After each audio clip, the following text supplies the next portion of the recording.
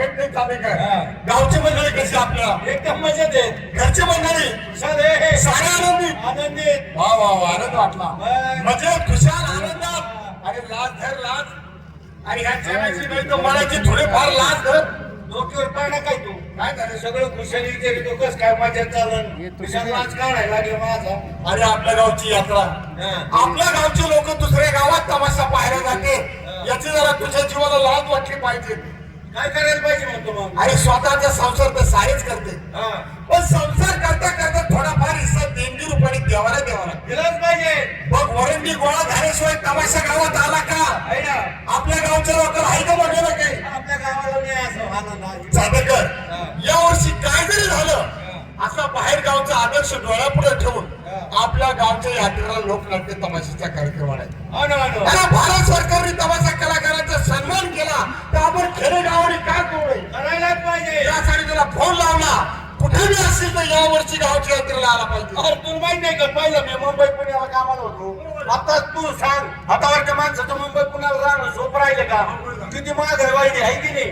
आता तर तेच भेटल्यानंतर खायची पंचायत हाटले सुद्धा बंद झाली. म्हणून म्हणलं आता हे मुंबई पुन्हा सोडून द्यावा. आपल्या गावाकडे 10-15 एकर जमीन आहे तीच कसली पाहिजे. पण त्याचं सरकार काय म्हणतोय? झाडं लावा पाऊस पाडा, झाडं लावा पाऊस पाडा. बरं झाडाला सरकार अनुदान सुद्धा द्यायला लागलंय. म्हणून मी डोकं चालवलं मुंबई पुन्हा सोडून दिली गावाकडे येऊन शेती करायला लागलो होता.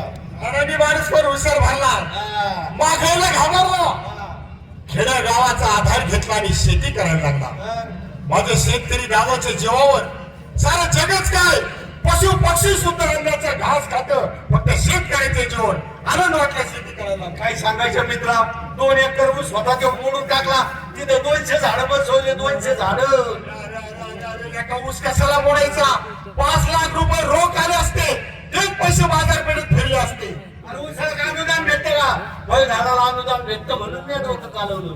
1 वर्ष झालं तरी अनुदान भेटणार. 2 वर्ष झालं तरी अनुदान भेटणार. काय म्हणलं आपल्याला अनुदान भेटणार म्हणून डोकं चालवलं. त्याला की ऑफिसात गेलो. त्याला की भाऊसाहेबाला गेलं. सरकारला घेतलं. डायरेक्ट वावरात नेऊन झाडाचे फोटो काढले. आता तुला अनुदान भेटणार पण एक काम करायचं. अनुदान भेटल्यानंतर 11,000 रुपयाची देणगी पावती गावच्या यात्रेला करायची. अनुदान भेटलंय त्याला उलट झालं रे. ते झाडाचे फोटो काढले होते का ते डायरेक्ट त्यांनी पोलीस स्टेशनला दिले. अरे पोलिसांना लय मारलं, मला लय मारलं. झाडं कोणते लावले? गांजाचे. गांजाचे झाडं लावले ना अनुदान घ्यायला बघतो. ते झाडाचे. समाज वेळेचं काम करू. यात्रा जवळ आली. यात्रा भरवणं बोल घेणं माणसाचं काम नाही. यात्रा कमिटी सक्षम लागते आणि गाव करायची अशी साथ लागते. आपला हुशार माणूस नेमिनाथ सोलापूरकर देतो. नेमिनाथ सोलापूरकर काय चाललंय? आणि यात्रा आली मग तमाशा आणायचा. अजिबात गावाला कुठला कार्यक्रम आणला? गावाला कार्यक्रम आणला तर ह्या नदीच्याकडे तुम्हाला दोघांना चालू करून देवाच्या कामाला करून आडवा चालला. गेल्या वर्षी तुझ्या आईने ह्याच्या बापाला गेलं त्याचा नाश करून टाकला. काय केलं? काय केलं? तुझ्या दारू की ह्याचा बाप 24 तास दारू पिऊन गावा सगळं भांडण करतो. अरे जुन्या माणसाचं मनावर घेऊन यात्रेचा कशाला नाश करतो? तसं नाही बाबूराव. पहिल्यांदा गावात ती दारू बंद झाली याबद्दल दारू बंद झाल्याशिवाय यात्रा शांततेत होणार नाही. जो कोणी गावात दारू पिऊन फिरल त्याला 10,000 रुपये दंड. समाधान वाटलं नियम काढला. जो कोणी गावात दारू पिऊन फिरल त्याला 10,000 रुपये दंड. जो कोणी गावात दारू विकल त्याला 50,000 बक्षीस. मला चांगलं बोलायला लागलं. गावात पर माझ आहे. बक्षीस गावाच्या बाहेर जाता कामा नाही.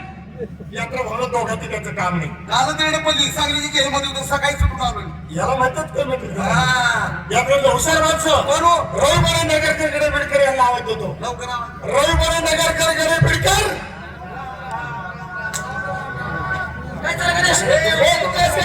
तुमच्या सगळ्यांच्या आशीर्वादाने माझं चांगलं झालं. लय बाजारात गावची यात्रा तुला माहित नाही का?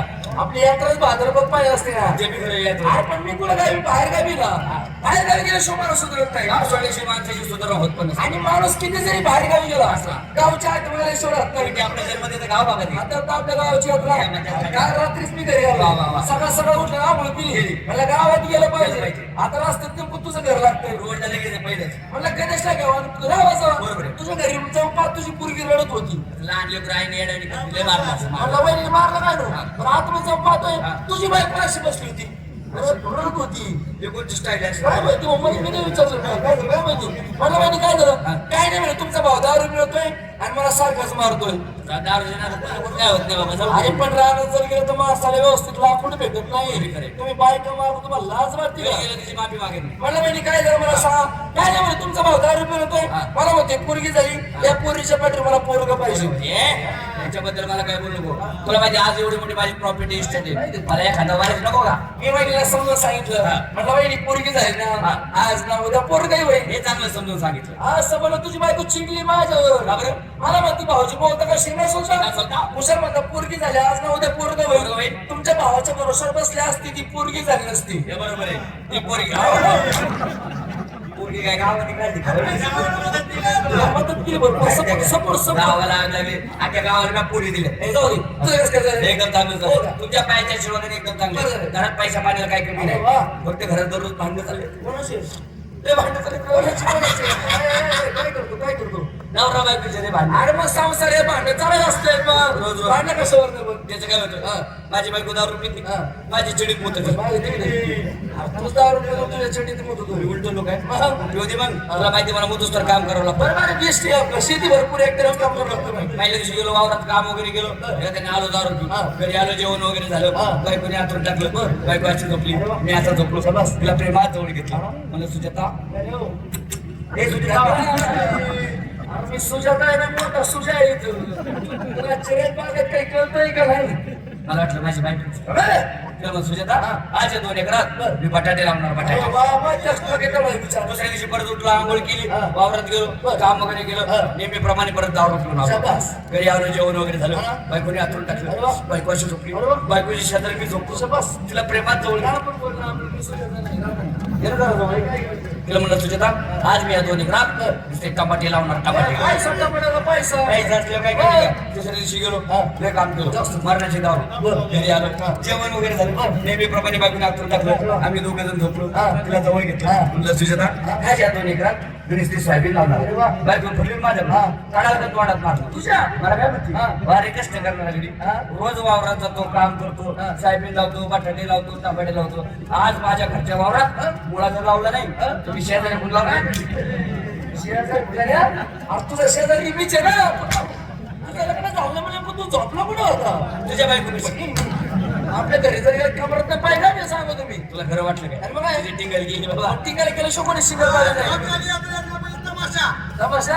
मला नव्हतं का म्हणतो? तमाशा नाही करायचा. काय? तमाशा नवस काय होतं तसं दरवर्षी? नसतं बाबा, तमाशाशिवाय यात्रेत शॉप आहे का? अरे पण काय होतं तमाशा लगा पोर यात्रे दिवशी पेता तर लायती का तमाशा भांडणं करतात. ते नाही भांडण. मग काहीतरी कार्यक्रम ठेवला पाहिजे ना रे. दरवर्षी आपण चेंज करू. काय करायचं? म्हाताऱ्या माणसासाठी म्हातारे माणसं धार्मिक पिक्चर घेऊन हा, हे बी चालले बरं का. वरगणी देतात ते. मग काय? बिचाऱ्यांना काहीतरी बघायला नको का? चान्स भेटला पाहिजे. धार्मिक पिक्चर चोरी दगडं मारणार नाही. काहीच नाही.